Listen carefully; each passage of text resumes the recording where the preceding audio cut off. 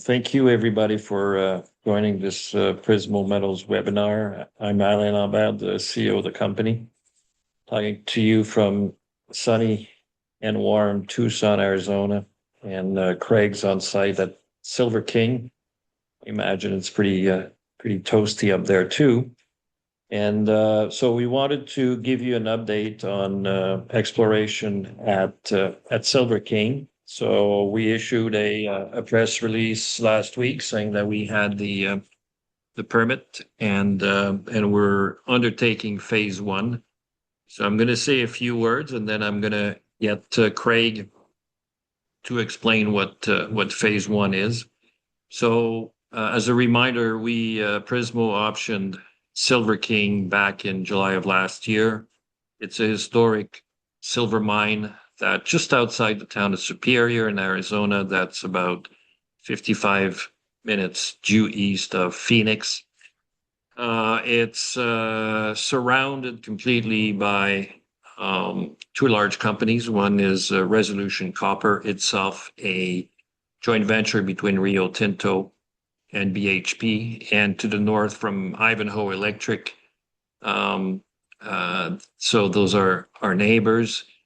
And after we optioned the project last summer, the first phase of exploration was surface work. So we systematically mapped the entire property, did a lot of sampling, and then we identified a number of very promising targets. When we optioned the project, we were pretty convinced that there could be a significant part of the mineralized body around the mine that was left behind, and that itself was a compelling exploration target.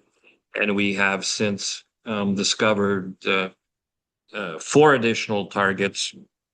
But with this phase of drilling that has been undertaking, so we're drilling away as we speak, we're going to be drilling around the mine. So I'm going to share a picture from our last press release. So hopefully people can see that. Hopefully you can see that, Craig. We can't hear you, Craig. You want to speak up a bit? Yes, I can see that. Yeah. Okay. All right. So for the benefit of our listeners, if you could take it away and start explaining the phase one. Okay. I apologize. I'm sitting in a bright area, so the screen's a little bit reflective, but this is a aerial shot of the historic Silver King mine site, and it shows the glory hole where historic mining activity began in the 1870s. And to the lower right, the engine shaft, which was the original shaft that was put in after the near surface workings were too deep to make them safe. That was put in 1879. It extends to almost 1,000 feet below the surface. And that line, that's orange line on there, is basically the trend of the mineralization. It's a steeply plunging cylindrical body that extends from the surface at the glory hole at about a 70-degree plunge towards the engine shaft, slightly off the direction to the engine shaft, along the trend of that line. And you can see several drill holes on the map. They're labeled with the pad numbers. And the goal of the drill program is to test the upper parts, as Alain said, of this historically known very high-grade silver deposit. So we have planned a series of holes in phase one, total about 1,000 meters, to test the upper portions of the cylindrical body and also the area immediately adjacent to it. This is a 3D model section out of our 3D model, again showing the engine shaft there, sort of in the middle of the section. There's a newer shaft just to the right of it, which is only 600 feet deep. And the glory hole is also shown there. And this shows several of the levels that were put in over the historic life of the mine in the 1800s and then a little bit in the 1920s. So the first holes are the blue vertical hole there, and then a kind of a pinkish angle hole that are designed to test the area around the 114 level, which is the uppermost level of the mine, the workings that were in the glory hole. So what we're doing here is we're trying to define the mineralized body in the very upper portions of the high grade deposit that we think were not significantly mined. I mean, there was some mining there. Obviously, there's a level there, but the maps we have show small stopes and mainly horizontal workings, and not the extensive stopes that you can see in historic maps for the levels under the 350-foot level. So we're drilling a series of holes basically across this cross section, kind of a perspective, so you can see a series of holes running parallel across the section. So we're drilling the core of the cylindrical mineralized body that is well known by mining, and then adjacent to it on each side, where we think we have a chance of hitting some pretty good mineralization, but was too low grade to be part of the original mine, historic mine. Talking about that, you might want to maybe mention some of the historical numbers and grades, Craig, so people can keep that in perspective. Yeah, the mine originally produced a total of about 6 million ounces, starting with an average of about 60 ounces per ton. 60 grams per ton. 60 ounces per ton was the average grade when the mining started. And then when it finished, it was about 18 ounces per ton for really high grade mineralization. I apologize for some background noise. The rig is running very close by. We hear you well. We hear you well, Craig. Okay. Okay, good. These earbuds are working then. Yeah, the high grade mineralization extends from the surface, which there were multiple percent silver grades and very high grade at the surface. And again, mined to a certain depth by hand, and then from the shaft. And this mine was briefly opened again in around 2000, and there were samples taken out of there still with 400 to 600 ounces per ton. We don't think that's probably the average grade, of course, but we think there's still high grade left in there, and that's the goal of this drill program. So we're currently drilling hole number one, as Craig indicated. That's a vertical hole, and it's going to keep going as long as we've got something interesting in there. And then we're going to move. If you look at the hole numbers in red, and there's a white dot associated with that. And then once we get, and it's about 1,000 meters that's planned for phase one. And then after we get all of the assay results back, we will be releasing those results in one batch. I think investors are very keen to get results, and various companies have various practices on how to do it. We want to give ourselves time to get the best possible understanding of the upper part of the mineralized body, which will help us design phase two, and then we'll go from there. Craig, do you mind talking a little bit about progress and how long you expect it would take you to finish the first 1,000 meters? And how long it will take to get the assays back and analyze them and then publish them to the public?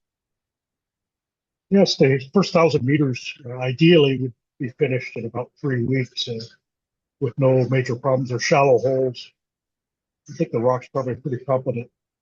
But the big if here is how many workings we'll hit. We're pretty sure we'll hit workings in the drill holes that are along that orange line that you see on there, that are testing the core of the deposit. But we think, especially this first hole we're drilling vertically to be able to get through workings, have the best chance of getting through it and testing the rock around it. So I think, if we hit workings and things like that, we should be done in about a month, I would hope. And then basically from submitting assays to the lab here near Phoenix, I think we'll have at least preliminary results coming in within 3 weeks to a month. So there's always a delay of about a month from when assays go in and we get results. So let's say after a month, the final hole goes in, then we'll have about another month, maybe a little bit more to get those final results. And let's say about 2 months from now, we would hope to have the final results. So thank you, Craig. And then that will help us design phase two. One of the objective of phase two is to go at depth. I'll let you explain that. But before I do, Craig, I might remind our listeners here that one of our neighbors is the Magma Mine. Magma Mine was a copper producer, high grade producer, and it started out as the Silver Queen, and the Silver Queen is about a K and a bit from Silver King, and it started out as similar to us as a very rich silver mine, and as they went to depth, they encountered more and more copper, and it became a very rich copper mine. And then they did some exploration underneath, and that is when they discovered resolution copper. And resolution copper is, if you will, some kind of an extension on the exploration side of magma. And that's one of the largest unmined copper deposit on the planet. As I said, that's Rio Tinto and BHP. And so while we'll explore as part of phase two deeper down for more silver, you might want to explain, Craig, what might lie beneath. Yeah, well, it's interesting you pointed that out, Alain, because recently doing work at Silver King, we've identified a previously not really recognized intrusion that called the Crown Porphyry. That is a separate target, but we found what looks like a similar intrusion coming right up in the area of the Silver King deposit itself. And it's very strongly altered, mineralized. It was described in the 1883 report as so strongly altered it looks like a sandstone. Quartz is all that's left in the original rock, and this rock is cut by sulfide-rich veins, which have silver in it, but they also have significant copper and zinc locally. So the Silver King is actually a polymetallic deposit. Got significant copper, zinc, lead, and some antimony in it, along with the silver and a little bit of gold. And in the historic production, they basically just recovered silver, probably gold, but the rest of the metals were not of interest at that time and were not recovered. But now, those all of interest. And this particularly new intrusion we've identified seems to be related to copper mineralization. There's copper veining and oxide copper within the intrusion away from the Silver King deposit itself, commonly along fractures. And we hope to be able to test this with this drilling up shallow levels. But and basically all this work we're doing is to get enough information to find out where to drill at a deeper level, other than the historic mine, which we know where it is. And we think we're going to find some new targets to test at depth also. So the first phase is to give us a ramp up on the exploration farther down the road, and hopefully, I think probably for copper mineralization also.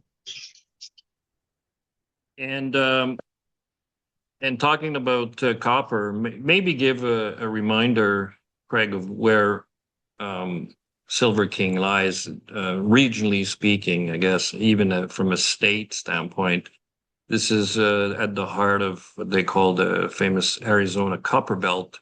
So this is Copper District. You might want to refresh people's memory about what's there, and then that will lead us maybe to say a few words on Hot Breccia. Well, it's interesting. You're driving on the roads around here to say Copper Basin Scenic Route and Copper Corridor. So these are terms people use in this area, and these are on the highways that go from the Superior near Silver King down to over to Globe and down to Kearney and Winkleman, and Hot Breccia. So there's multiple significant deposits, operating mines in the area, and also past producing mines. A smelter that is not operating right now, but is operable. It's one of the few left in North America. So we're in a very significant area. We think the Silver King is in the halo, let's say, of the resolution mineralization, which is probably not just one body, it's probably several intrusions that make up, commonly, and these things make up a larger mineralized system. And the magma mine is part of that, and we're just an extension of that. And we have a fairly interesting chance of finding something completely new underneath Silver King, and we're in the right rocks. We don't have the overburden or, let's say, the overlying barren volcanics on top of us. So we have a lot of favorable features here. Everything's mineralized. We have the right rocks that are mineralized everywhere else, and also here. So we think we have a pretty good chance of finding something in addition to Silver King, the historic silver mine. And then, so let's talk a little bit about Hot Breccia. I think it's on people's minds. Last year, we talked a lot about finding a partner to advance the project. We've spoken with a number of the majors. We've spoken with financiers and explorers, and we certainly want to see that project drilled. Earlier this year, I said 3 to 6 months, we'll find a way to do a corporate transaction that will unlock the value of Hot Breccia for our shareholders. I remain confident that that was a good timeline when I said it in January, 3 to 6 months. And an important step to get to that point was to be able to find a path to obtain 100% interest in the project, which we did. We bought 20% that was owned by Infinitum Copper, taking us to 95%. And we have an irrevocable option for the last 5%. So we continue to work on that, and certainly would be we're very keen not only to keep drilling this year at Silver King, but start drilling at Hot Breccia. So we're doing this a little differently than before this webinar. Usually the questions are typed in. I don't see that. I don't know if people can ask the questions. So maybe we'll give it a shot. But before doing that, Craig, did you want to add anything about either Hot Breccia or Silver King? Yeah, well, Hot Breccia, it's got all the hallmarks of a porphyry deposit. Surface alteration, small mines and prospects, mineralization in the area. It's right in the corridor you want to be in.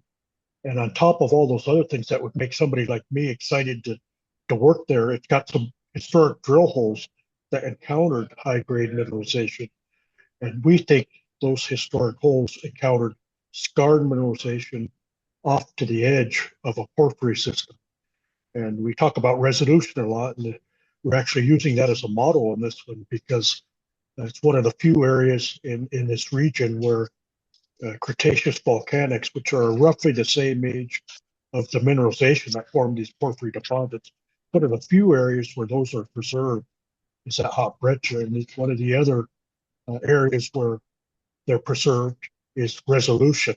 The resolution deposit is below Cretaceous volcanics in favorable host rocks. And in that case, there's also 800 meters of post mineral rock on top of it. Hot Breccia we have known mineralization from historic drill holes underneath the same Cretaceous volcanic sequence. In this case, let's say 400 to 500 meters thickness of it, but with no host mineral overburden. And then the favorable host rocks start, let's say 400 to 500 meters down. We know there's mineralization as much as 600 to 700 meters down in one area. And we have a geophysical anomaly that shows the potentially best target is off to the side of the scarred mineralization that was drilled by Kennecott or Rio Tinto in the 70s. So we have everything we need. We just really need to put some holes into it. And that's something that we really wanted to do for a while. Thank you. Thank you. So, thank you, Ernie. I see there's a Q&A box that people can use at the bottom of your screen. It says Q&A and it has a question mark. If there are questions, I see some of the names of the attendees. I see familiar names. So if that doesn't work, obviously, Craig and I are always available for conversations, telephone calls, Zooms. Craig, it's amazing how good the quality is today from the mine site. So I don't know if you did something there, but so you're going to spend the next few days over there, I assume. Yep. Yeah, I brought in my mini Starlet that I bought for the hot retro originally, and we never used it there. So I have it here hooked up to it's just an inverter in one of the vehicles. We have a generator that makes a lot of noise, and I just have it hooked up actually to our side by side outside, which is fairly amazing. quiet. Yeah. Okay. Well, I don't see any more questions, so we're probably going to leave it at that. Okay. Brian has a question. Okay, great question. How big is the property and how far from infrastructure? I'm going to talk a little bit about infrastructure and then I'll let you talk about the size of the property, Craig, if you don't mind. Infrastructure is great. And what I mean by that is both true infrastructure and then geology regionally. So there's a highway from Phoenix, Highway 60. I think it turns into something else at some point. But it's straight to the town of Superior. Superior is an old mining town. It was where the magma mine was, and that's where Resolution and Silver King is. So we get to Superior. I don't need to get a specialized vehicle. I get on my Jeep and I can get to the mine site. Absolutely no problem. And geologically speaking, it's right to next to Resolution, about 3.4K, about half A and a bit from the old magma mine.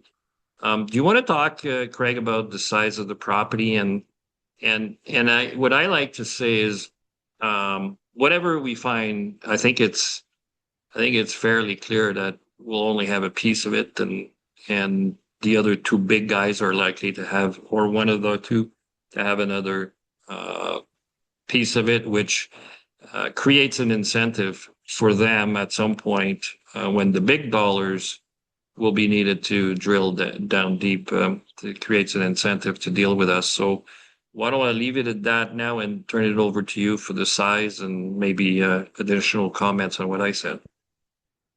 Yeah, there's 12 mining claims that make up the property. I believe I'm correct there, and that's roughly 250 acres, which I don't usually use acres. I've been in Mexico for a long time and use hectares, but that would be 120 hectares, I think. It's not a huge property, but as Alain said, it's very well located. There's mineralization throughout the property. It's big enough to find a significant mineral deposit. And it's also, as Alain said, if it's even more than, it's a very significant mineral deposit, then we have some good partners or neighbors that can be interested in this. So I think it's pretty well located. It's large enough and has historic mining on it and mineral showings all over it. So very interesting. And as Alain pointed out, it's very close to Superior. There's actually a power line that runs right through the project, the old magma mine source of power. It comes from Roosevelt Lake, generated up there. That's it's got everything you need to make a discovery and then to be able to work on that. Thank you. And Gary has a very important question as well. 5,000 meters of drilling at Hot Breccia in 2026, question mark. The answer is yes, that is the goal. It's got to be at least 5,000 meters. It's very different than Silver King. As Craig said, Silver King start drilling and, you can almost immediately encounter mineralization. And, hence the size of phase one. At Hot Breccia, you really have to commit to 5,000 meters because you're looking at holes that are going to be, let's say, anywhere between 1,000 meters to 1,500 meters, depending on what the first few holes tell us. So it's kind of all or none. It's $3.5 million, and you commit to it, and you go and drill the 5,000 meters. So that is clearly the goal. It's going to be done through some kind of a corporate transaction that, as I said, we've spoken with majors and not majors and explorers, financiers, and whatever we do at Hot Breccia will be at least 5,000 meters of drilling.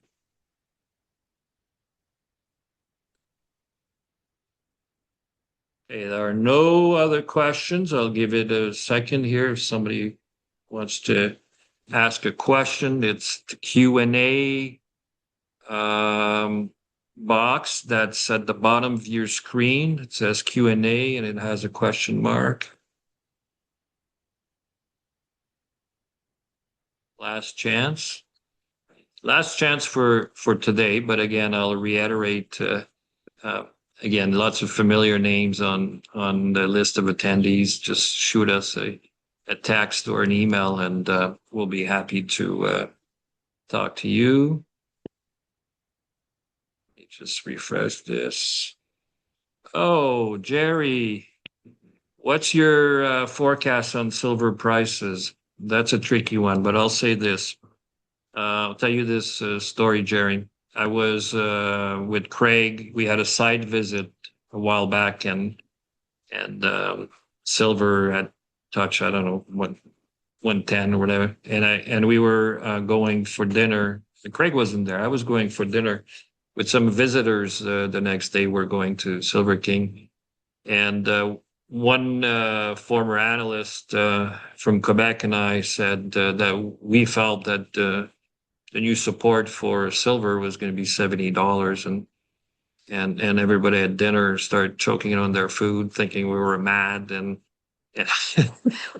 we'll all remember the day after, and our comment was made more as a having been in the stock market, commodities market for many years, and in a bull market like we're in right now for commodities, it's frequent, normal, and healthy to have corrections. That one was a little severe, probably because the run up was so severe, and so I personally remain very bullish on the prices of silver. I think we're going to see new highs, no question, this year on silver.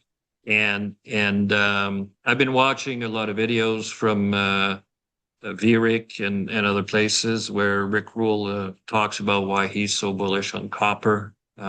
Very bullish on copper as well. I know you like to talk about the geology, not so much the prices, but do you have a thought in mind, Craig? I'm not an expert on that. I can find it, but I can't usually tell you what it's going to do. But looking, like you said, at the experts that do that part of it, they seem to feel that it's a bull market. Things will be going up, and I see no reason for that to change in the near future. There's the causes and all the reasoning is still there. Like you said, anytime you go parabolic like that, it's gonna retrace a bit and come back down, and then now it's silver again. It's creeping up, and more like it probably should, and then we'll see that. But prices right now are significant for something that we're doing here.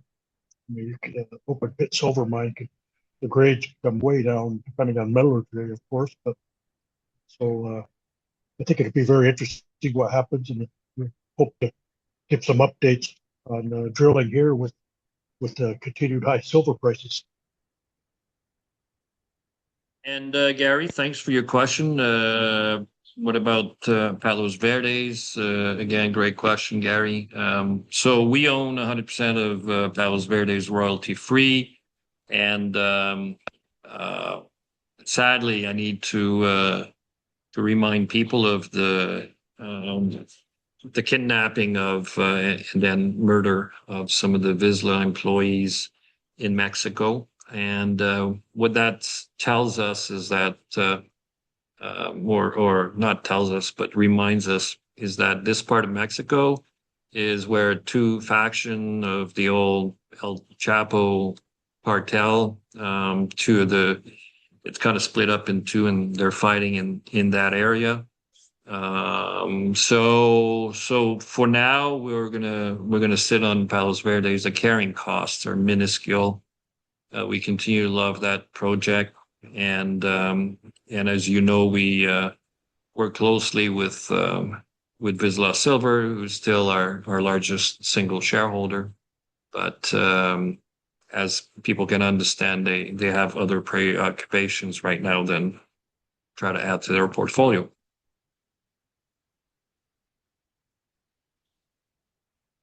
And I think that is it. Let me look. Okay, well, that's it. So thank you, everybody, for joining our Ignite digital media team. I know you're recording this, so maybe we'll package it up nicely and we'll send it to those of our shareholders who didn't have the chance today. And Craig, I'll probably see you tomorrow afternoon. Do you think you'll be in mineralization by then? I would hope so, sometime late today or in the night shift or anything. Okay. All right. Well, I got a big bike ride in the morning. People who know me. They know that's how I keep healthy and fit. And then right after that, I'll jump in my Jeep and go spend the afternoon with you, Craig, Okay, and the team. good. Okay. Thank you, everybody. Thank you for attending this.